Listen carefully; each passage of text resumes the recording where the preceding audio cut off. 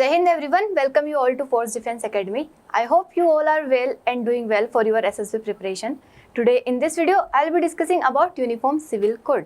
आपने कई बार सुना होगा, न्यूज़पेपर में आता रहता है यूसीसी इम्प्लीमेंट होना चाहिए कंट्री में। उस स्टेट में हो गया है, उत्तराखंड में हो गया है, गोवा में पहले का कई सालों से चलता आ रहा है। तो हम देखेंगे कि यूनिफॉर्म सिविल कोड होता क्या है, क्यों इसकी ज़रूरत है हमारी कंट्री में, अगर ये आ जाता है तो उससे क्या क्या फ़ायदे होंगे हमारे देश में, और अभी क्यों इम्प्लीमेंट नहीं हो पा रहा है, उसमें क्या क्या चैलेंजेस आ रहे हैं। तो वो हम सारी बातें करेंगे इस वीडियो में। तो फर्स्टली हम देखते हैं कि यूनिफॉर्म सिविल कोड होता क्या है। पहले आप देखिए, जैसे हमारी कंट्री क्या है, India is a diverse country where different types of religions are living. उसके बाद डिफरेंट रिलीजन के बाद डिफरेंट कास्ट है। रिलीजन के अंदर क्या होती है, कास्ट होती है कई सारी। कास्ट के अंदर सब कास्ट होती है, सबके अपने अपने नियम होते हैं, अपने अपने मतलब धर्म के अकॉर्डिंग अपने अपने रीति रिवाज होते हैं। तो उससे क्या होता है कि जस्ट कंसिडर कि अगर दो रिलीजन इंटर रिलीजन शादी हो जाती है किसी पर्सन की, या फिर इंटर कास्ट ही मैरिज हो जाती है, तो उनमें कई सारे कॉम्प्लिकेशंस आते हैं, क्योंकि उस पर्सन की उसके रीति रिवाज अलग है, दूसरा है उसके रीति रिवाज अलग है। तो उनमें क्या होता है, कई सारे कॉम्प्लिकेशंस क्रिएट होते हैं। अगर उनका डाइवर्स होता है तो फिर अगर सुप्रीम कोर्ट या फिर हाई कोर्ट कहीं भी अगर केसेस जाते हैं, तो वहाँ पे जज किसके अकॉर्डिंग मतलब डिसीजन देंगे, मतलब इस रिलीजन वाले के पर मतलब हिसाब से देंगे या दूसरे रिलीजन के हिसाब से देंगे। तो ऐसे कई सारे प्रॉब्लम्स कॉम्प्लिकेशंस क्रिएट होते हैं, कई की वजह से, डिफरेंट धर्म की वजह से। तो यूनिफॉर्म सिविल कोड मतलब क्या चाहता है कि यूनिफॉर्म मतलब एक जैसा, सिविल कोड मतलब एक क्या होना चाहिए, एक जैसा कानून होना चाहिए सभी लोगों की, सारे रिलीजियस के लिए। उसके बाद सारी कास्ट जो है, कास्ट के अंदर जितनी सब कास्ट है, सब कम्युनिटी से, सब के लिए क्या होगा, यूनिफॉर्म लो होगा। किससे related low, marriage, diverse, adoption, guardianship, succession and inheritance, मतलब इन सब के लिए क्या बनाया जाए, यूनिफॉर्म लॉ बनाया जाए, एक कानून बनाया जाए, जिससे क्या हो, सब धर्म जो है, सारी जातियाँ जो है क्या करे, एक तरीके का कानून को माने। तो उससे क्या होगा, लड़ाइयाँ नहीं होगी, सबके लिए एक ही रहेगा, मतलब कोर्ट के लिए आसान रहेगा, सब लोगों को इक्वालिटी मिलेगी, कई सारे फायदे हैं उसके। तो अगर पर्सनल लॉ अगर हम बात करें, तो अभी जैसे हिंदू की शादी, डाइवर्स वगैरह मतलब जो भी होता है हिंदू में, वो हिंदू पर्सनल लॉ के अकॉर्डिंग चलता है। वैसे मुस्लिम का शरीयत लॉ हो गया, शरिया लॉ हो गया, इनका पर्सनल लॉ के अकॉर्डिंग चलता है। क्रिश्चियन पर्सनल लॉ है, पारसी है, सिख है। तो ये डिफरेंट इनके क्या है, पर्सनल लॉ है, जिनके अकॉर्डिंग अभी इनके जो रिलेटेड जो पर्सनल लॉज है, उनके अकॉर्डिंग इनके काम होते हैं related to marriage, adoption, inheritance, जो भी है, ठीक है। अगर हम कॉन्स्टिट्यूशनलिटी देखें, तो यूसीसी जो है, यूनिफॉर्म सिविल कोड जो है, which is mentioned in article 44 of our Indian constitution, जो कि किसका पार्ट है, DPSP, directive principles of state policy. अभी डीपीएसपी क्या होता है, तो डीपीएसपी ऐसे प्रिंसिपल्स होते हैं जिसको मतलब जो क्या होता है, इन्फोर्सिएबल या फिर जस्टिसिएबल नहीं होते किसी भी कोर्ट में। मतलब आप कोर्ट में ले जाके ऐसा नहीं बोल सकते कि हमें अभी तक इम्प्लीमेंट नहीं हुआ, मतलब यूसीसी नहीं लाया गया, तो आप इसके पीछे मतलब कोई बड़ी सी कार्रवाई करेंगे, ऐसा कुछ नहीं है। जैसे आपका फंडामेंटल राइट का भी वॉयलेट हो जाता है, तो आप डायरेक्टली कहाँ जा सकते हैं, सुप्रीम कोर्ट जा सकते हैं, हाई कोर्ट जा सकते हैं। लेकिन अगर डीपीएस पे आपको नहीं मिलता है, तो जरूरी नहीं है कि आपको कोर्ट जाना पड़ेगा, क्योंकि ये क्या है, these are not enforceable in a court. तो ये कहाँ मेंशन होते हैं, पार्ट 4 आर्टिकल 44 यूसीसी, ये सारी चीज़ें बता दी कि क्या है, जस्टिसिएबल नहीं है, नहीं इन्फोर्सिएबल है। अगर हम फायदे देखें कि अगर यूसीसी आ जाता है तो उससे हमारे देश में क्या क्या फायदे होंगे, तो फर्स्ट इज इक्वलिटी। अब देखिए अभी क्या होता है, कई सारे मतलब इस तरीके से कई धर्मों में या फिर कई जगह ऐसी है जहाँ पे क्या होता है, वुमेन के साथ डिस्क्रिमिनेशन होता है। उनको ऐसा मतलब जो उनके रीति रिवाज चलते आ रहे हैं, उनके अकॉर्डिंग वुमेन के साथ डिस्क्रिमिनेशन होता है, जेंडर बायस्ड होता है। तो अगर यूसीसी आ जाएगा तो उससे क्या मिलेगी, सभी को इक्वलिटी मिलेगी। UCC seeks to treat all citizens equally by removing gender biased and discriminatory provisions from personal laws।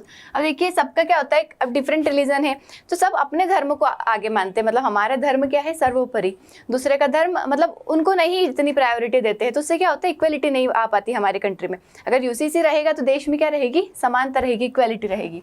Then strengthening national integration. National integration मतलब यहाँ पे कोई बड़ा नहीं है, कोई छोटा नहीं है, सब क्या है, बराबर है। तो ये क्या शो करेगा, यूनिटी, मतलब सभी लोगों के लिए एक ही कानून है, मतलब किसी का दूसरा कानून है, किसी का अलग कानून है। तो हमारे देश की इंटीग्रिटी और यूनिटी को शो करेगा। ये रिलीजियस डिविजन्स जो होते हैं पर्सनल लॉ के बेसिस पे, वो सारी चीज़ों को हटा देगा। इंडिया का सेक्युलर आइडियल्स को शो करेगा। अभी हमारे सेक्युलरिज्म क्या बोलता है कि state would not interfere in religion, state क्या रिलीजन में इंटरफेयर नहीं करेगा। लेकिन अभी क्या इतने सारे अलग अलग कॉम्प्लिकेशंस होते हैं तो स्टेट को करना पड़ जाता है।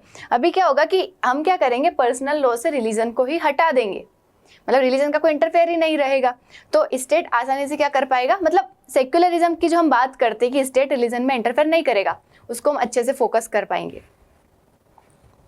उसका सिंप्लीफाई द लीगल सिस्टम। देखिए अभी अलग अलग डाइवर्सिटी की होने की वजह से, अलग अलग धर्म होने की वजह से, अलग अलग जातियां होने की वजह से कोई भी अगर जस्टिस देते हैं तो उसमें क्या होता है, कई सारे कॉम्प्लिकेशंस क्रिएट होते हैं, कॉन्फ्लिक्ट्स क्रिएट होते हैं, किसकी बात माने, इसकी माने, इसकी माने, तो डिफरेंट कम्युनिटीज़ जो होती है उनको जस्टिस नहीं मिल पाता है, किसी के साथ कॉम्प्रोमाइज़ होता है, किसी को अपनी बात, मतलब हो सकता है किसी को कॉम्प्रोमाइज़ करना पड़ेगा, नहीं मेरे धर्म की बात नहीं माने, उनकी मानी, तो उससे क्या होगा, अगर एक ही कानून रहेगा तो लीगल सिस्टम जो है वो भी सिंप्लीफाई बन जाएगा, मतलब अलग अलग धर्म के सोच के नहीं बनाना पड़ेगा कोई भी कानून, हम किसको देख के बनाएंगे, इंडियंस को देख के, नेशनलिटी को देख के बनाएंगे।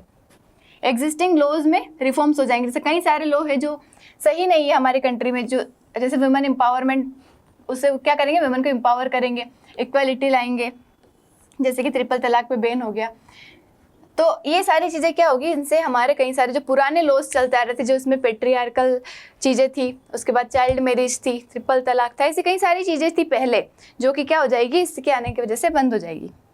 फ्रीडम ऑफ चॉइस, जैसे अभी क्या होता है कि इंडिया में अभी भी एक्सेप्टेड नहीं है कि मतलब कोई इंटरकास्ट मैरी करे या फिर इंटर रिलीजन मैरिज करे, तो अगर यूसीसी होगा तो उसके बाद क्या होगा कि सबके पास फ्रीडम ऑफ चॉइस होगी, मतलब चूज़ कर सकते हैं कि उन्हें किसके साथ शादी करना है, जरूर नहीं कि उनकी कास्ट का हो, उनके धर्म का हो, आप किसी से भी कर सकते हैं। ये लीगल सिस्टम को क्या कर देगा, सिंप्लीफाई कर देगा, सारी कॉम्प्लेक्सिटीज़ को हटा के, जैसे कि एलिमिनेट करेगा बहुत सारी प्रैक्टिस जो कि ह्यूमन राइट्स के अगेंस्ट है, जैसे ट्रिपल तलाक हो गया, पॉलीगेमी, चाइल्ड मैरिज, ये सारी चीज़ें खत्म हो जाएगी। अब क्या चैलेंज जैसे which are associated with implementation of uniform civil code, मतलब क्यों यूसीसी नहीं आ पा रहा है, तो थ्रेट टू कल्चरल डाइवर्सिटी।